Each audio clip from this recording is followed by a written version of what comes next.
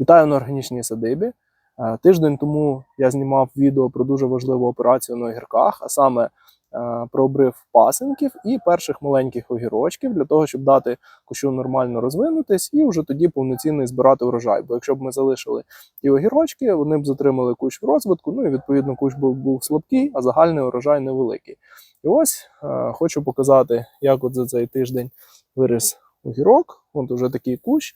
І вже маю перший урожай. Оцей огірок уже я залишив, дав йому розвиватись.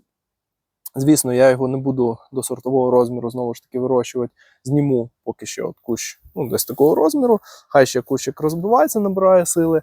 Але при цьому вже можна залишати урожай і збирати. Адже кущики достатньо потужні для того, щоб давати перші огірочки.